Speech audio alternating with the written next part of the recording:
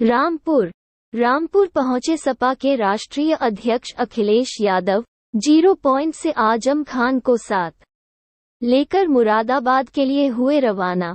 किसी निजी कार्यक्रम में मुरादाबाद में अखिलेश और आजम करेंगे शिरकत।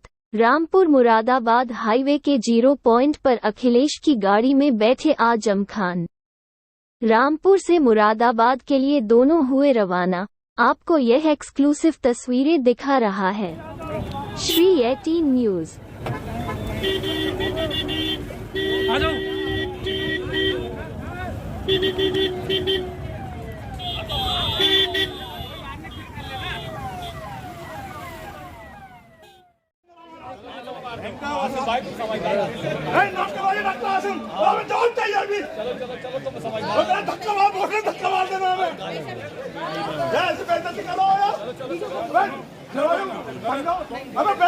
धक्के मारे आ रहे हैं, हमका नाम कहलवा दो, नहीं तो हम भाग जाएंगे।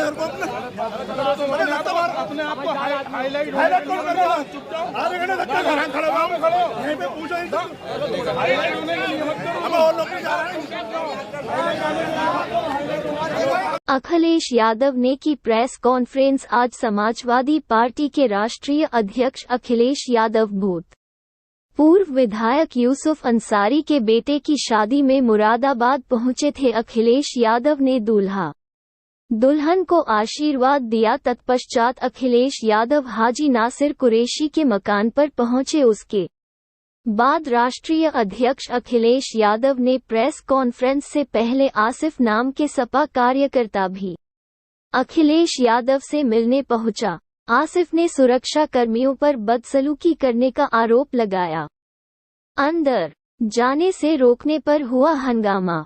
सपा कार्यकर्ता ने हंगामे के दौरान अभद्र शब्दों का भी प्रयोग किया। हाजी नासिर कुरैशी के आवास पर हंगामा हुआ। विधायक के प्रतिनिधि सरवर मिर्जा ने सपा कार्यकर्ता ने समझाया। हंगामा काफी देर तक चला। मुरादाबाद में प्रेस वार्ता में राष्ट्रीय अध्यक्ष अखिलेश यादव ने भारतीय जनता पार्टी पर जमकर साधा निशाना। एसएसपी पर सीयूजी फोन न उठाने का लगाया आरोप। कई प्रकरण को लेकर अखिलेश यादव ने साधा निशाना। पूर्व विधायक यूसुफ अंसारी जी के पारिवारिक कार्यक्रम में मैं शामिल होने आया हूं। परिवार के सदस्य और जिनका अभी विवाह हुआ, मैं उनको बधाई और मुबारकबाद देकर के आ रहा हूँ। मुरादाबाद, रामपुर और आसपास के जिले ये समाजवादियों के साथ हमेशा रहे हैं। मुझे याद है कि पिछले चुनाव में मैं मुरादाबाद नहीं पहुंच पाया था और कई बार कुछ लोगों से जब बात हुई, उन्होंने यही कहा कि आप दूसरे जिलों को देखिए, यहाँ तो हम आपको जिता करके भेज रहे हैं। मैं मुरादाबाद और आसपास की जनता का बहुत धन्यवाद देता हूँ, जिन्होंने उन परिस्थितियों में समाजवादी पार्टी की मदद की और समाजवादी पार्टी के एक एक प्रत्याशी को जिताने का काम किया। हालांकि यूसुफ अंसारी साहब 2 बार बहुत करीब से रह करके नहीं जीत पाए। वो परिस्थितियां आप बेहतर समझते होंगे। मुझे उम्मीद है कि आने वाले समय में यहाँ आसपास के जितना भी इलाका है, क्षेत्र है, वो एक बार फिर समाजवादी पार्टी के साथ खड़ा दिखाई देगा। जब से बीजेपी की सरकार आई है, अन्याय लगातार बढ़ता जा रहा है और अन्याय चरम सीमा पर है। और कई ऐसे मौके हैं, मैं आपको कन्नौज का उदाहरण दे सकता हूं। वहां पर सरकार के डिप्टी सीएम के माध्यम से लगातार संपर्क रहा। वहां पर बहुत सारे भारतीय जनता पार्टी के लोग लगे रहे। एक हत्या हुई, उसके बाद मैंने जिलाधिकारियों को कहा कि अगर हत्या हुई है उसके दोषी आप लोग हैं, प्रशासन है। और ये बात मैंने इसलिए कही कि अगर प्रशासन सही समय पर न्याय दे दे तो घटनाएं नहीं होंगी। प्रशासन पूरा भारतीय जनता पार्टी के इशारे पे काम कर रहा है और कई जिलों में भारतीय जनता पार्टी का पदाधिकारी बन के काम कर रहे हैं। वो रामपुर हमारे बगल में आदरणीय आजम खान साहब बैठे हैं, इन पे सब झूठे मुकदमे लगे हैं।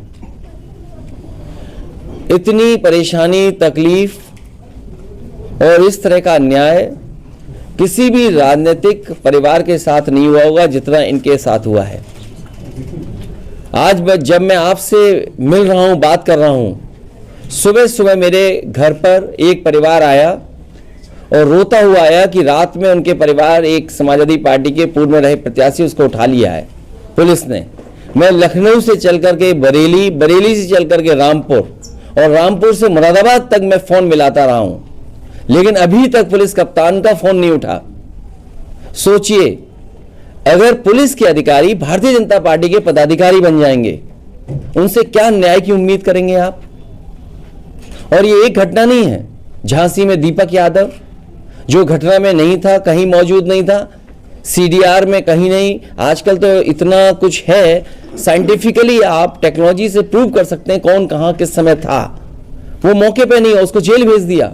ईडी, सीबीआई, जितनी भी संस्थाएं, वो सब पीछे लगा दी। रमाकांत यादव, मैं कितने नाम लूं जो समाजवादी पार्टी के लोगों पर झूठे मुकदमे लगे हैं। ये भारतीय जनता पार्टी ने जो नई परंपरा चलाई है, ये लोकतंत्र को खतरा पैदा कर रही है। लोकतंत्र में ये स्वस्थ व्यवहार नहीं है कि आप अपने पॉलिटिकल लोगों पर झूठे मुकदमे लगाएं। मुझे याद है, जिस समय बिजली विभाग का प्रोविडेंट फंड, उनके कर्मचारियों का एक प्राइवेट कंपनी में इन्वेस्ट कर दिया गया था। वो कंपनी जब भाग गई, कंपनी जब लॉस में चली गई, तो उस समय जिन अधिकारियों ने फैसला लिया था उनको जेल भेजा गया था, उनके खिलाफ कार्रवाई की गई थी। मैं इन्हीं भारतीय जनता पार्टी के लोगों से पूछना चाहता हूं, LIC, state bank of India और न जाने कितनी संस्थाओं का पैसा अपने सबसे प्रिय उद्योगपति को लगा दिया। आज कई लाख करोड़ का घाटा हो गया है। क्या उन अधिकारियों को भी जेल भेजा जाएगा जिस तरीके से प्रोविडेंट फंड को भेजने वाले अधिकारियों को सालों साल जेल रखा गया था? क्या भारतीय जनता पार्टी SBI, क्या भारतीय जनता पार्टी LIC के बड़े अधिकारियों को जेल भेजेगी? क्योंकि उत्तर प्रदेश में एक उदाहरण है कि अगर आपने किसी प्राइवेट कंपनी में इन्वेस्ट कर दिया है सरकार का पैसा और वो प्राइवेट कंपनी अगर भाग गई है, तो उस समय के अधिकारियों ने जिन्होंने फैसला लिया उनके खिलाफ कार्रवाई हुई, जेल भेज दिया गया। क्या इस तरह जो लाखों करोड़ रुपया डूब गया केवल 2 कंपनियों में, क्या उनके SBI के, क्या LIC के बड़े अधिकारियों को जेल भेजा जाएगा? और देश को तो सपना यह दिखाया जा रहा था कि दुनिया में वो सबसे बड़े उद्योगपति बन जाएंगे, नंबर 1 पर उद्योगपति होंगे। लेकिन आज जब सूची देखते हैं तो 20 की सूची में भी वो नाम नहीं आ रहा है। आखिरकार कितना झूठ बोलेगी ये सरकार? उनकी तो वैल्यूएशन गई है, लेकिन जिन लोगों ने पैसा इन्वेस्ट किया था उन आम लोगों का पैसा चला गया। और ये सरकार कहती है कि हम इन्वेस्टमेंट लाएंगे। जिन कंपनियों ने MOU किया है, क्या इन्वेस्टमेंट आएगा? और लखनऊ में जो तैयारी हो रही है इन्वेस्टमेंट की, कम से कम सरकार ये बताए कि पिछली बार इन्वेस्टमेंट कितना आया था जब पहले बार MOU हुए थे। मुख्यमंत्री जी तो कह रहे हैं 75% वो जमीन पर ले आए।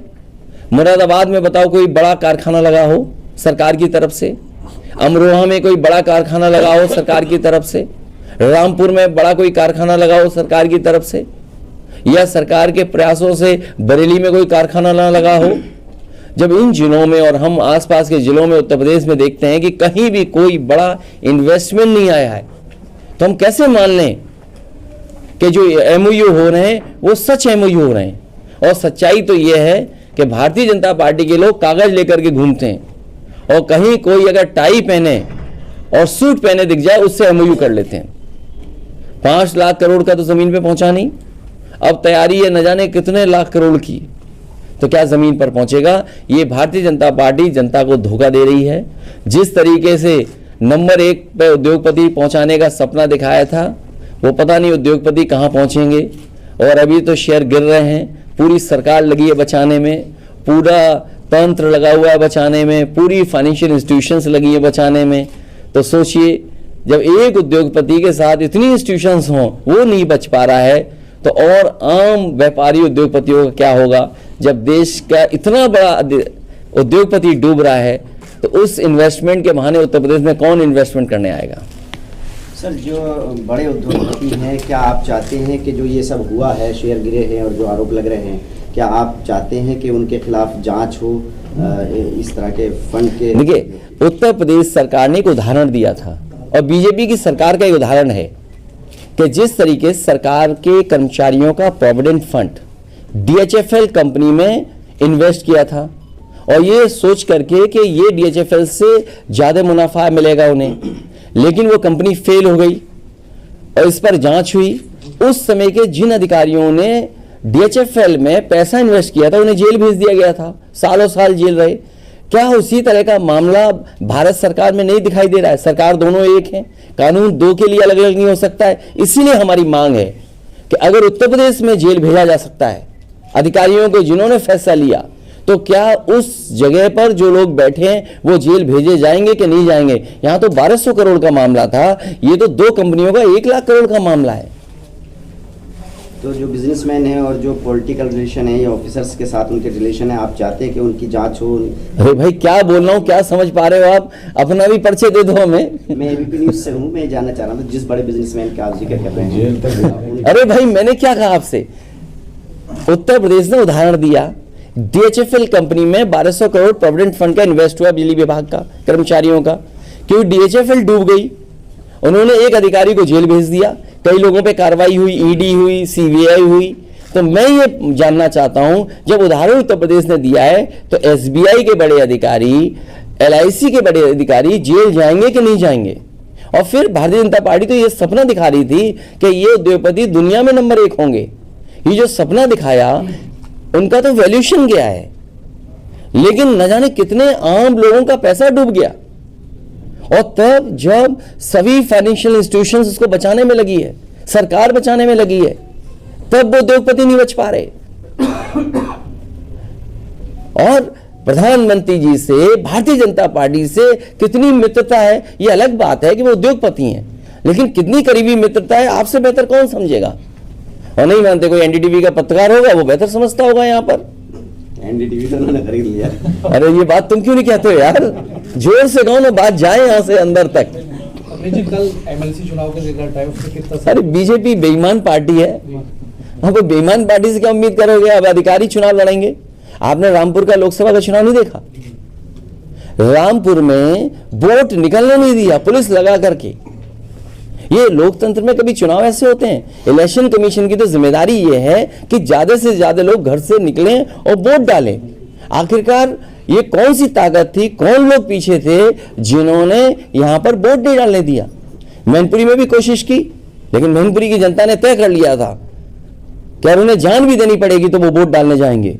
और अगर रामपुर के लोग भी ये तय कर लें, जान चली जाए लेकिन वोट डालने जाएंगे, लोकतंत्र बचाने जाएंगे, तो आने वाले समय में परिणाम दूसरा होगा। वहाँ गोली नहीं चलती, रामपुर में गोली चलती और लोग मारे जाते। हमने मरने से बचाया है लोगों को, हमें मालूम था मारे जाएंगे लोग। सही बात। क्योंकि यहाँ जो लोग रहते हैं, 85 बनाम 15 का टारगेट कैसे पूरा करेंगे? ये क्या चीज है? अभी भाजपा का जो आया था 80 बनाम 20, उसमें आपकी तरफ से हुआ था कि नहीं, देखिए, भाजपा को आप समझो, भाजपा के पास कोई महंगाई कम करने का कोई रास्ता नहीं है, बेरोजगारी कम करने का कोई रास्ता नहीं है। चरम सीमा पर दोनों चीजें पहुंच गई हैं, और अगर चरम सीमा पर दोनों चीजें पहुंची हैं तो वो कैसे खत्म करेंगे? कोई अगर उनके पास रास्ता हो तो बताओ। 2024 के लिए क्या रणनीति है आपकी? मुझे उम्मीद है कि जिस तरीके से जनता निराश हुई है इन लोगों से, और ये तो विदाई का बजट था, जैसे विदाई में गाना गाते हैं, मुझे नहीं पता आपके विदाई में गाना होता है कि नहीं होता है। ये तो विदाई बजट था, ये समझ लो विदाई है इसके बाद। अखिलेश जी, लखनऊ में पोस्टर लग रहे हैं आपकी पार्टी की तरफ से कि भाजपा ब्राह्मण विरोधी है, उस पे क्या? नहीं, ये नहीं कहा हम लोगों ने, नहीं, हमने विरोधी नहीं कहा।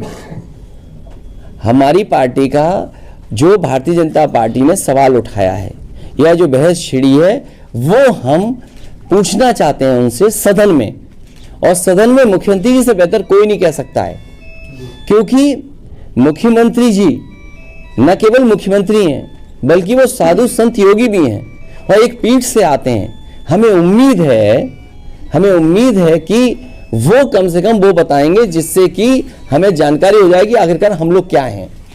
सर, एक आरोप ये भी लग रहा है कि इस बार जो राष्ट्रीय कार्यकारिणी आपकी घोषित हुई है, तो उसमें कोई ठाकुर या ब्राह्मण पदाधिकारी। क्यों ऐसा कहते हो? आप फिर से पढ़ लो सूची। आप ऐसा मत करो, ये बात मत बोलिए आप केवल इसलिए कि न्यूज पे किसी ने मैसेज करके आपसे पूछा होगा, ये पूछ लो, ये मत करो। आप पूरा जिसने आपको मैसेज भेजा हो उससे कहिए कृपा करके हमारी राष्ट्रीय कार्यकारिणी दोबारा देख लो। उनसे यारी कैसे खत्म हो ये तय कीजिए। हाँ, 2024 यारी कैसे खत्म हो? जो तैयारी है समाजवादी पार्टी की, जो एक मुद्दा देखिए, उठाया कि मैं ये मुख्यमंत्री जी से कि मुख्यमंत्री नहीं, मुद्दा नहीं उठाया, ये सच्चाई है। ये हमारे समाज की 5000 साल से पुरानी लड़ाई है, कोई आज की लड़ाई नहीं है। ये कोई लड़ाई आज की नहीं है, 5000 साल से। और समाजवादियों ने हमेशा प्रयास किया, और जो यहाँ पर जैसे बाबा साहब भीमराव अम्बेडकर जी थे, उनका प्रयास था कि ये खत्म हो, जाति व्यवस्था खत्म हो, इस तरह का भेदभाव खत्म हो। डॉक्टर राममोहन लोहिया कोशिश कर रहे थे कि ये व्यवस्था खत्म हो। उसकी लड़ाई अभी छुट्टी नहीं, लड़ाई लगातार चलेगी। भारत सरकार ने 200 करोड़ रुपए का बजट का प्रावधान रखा है तालिबान के लिए, अफगानिस्तान के लिए, आपकी क्या राय है? सरकार से उन्हें अच्छे संबंध रखने पड़ेंगे। अब सरकार किसकी, सवाल ये नहीं है। भारत सरकार को अफगानिस्तान की सरकार से संबंध अच्छे रखने पड़ेंगे। अल्पसंख्यकों को बजट काट के उन्हें दे दिया शायद। वो अल्पसंख्यकों को बजट ही नहीं देंगे। और किसी के पास सवाल नहीं? ये संगठन आपका प्रदेश में काम नहीं कर रहा है, बंद है, कब? अरे बहुत जल्दी बन जाएगा। अगर आपको कोई सुझाव हो तो हमें बता देना। नहीं, बन जाएगा, जल्दी बन जाएगा। ठीक सर, चलिए, हमारे प्रेस के लोगों का बहुत धन्यवाद।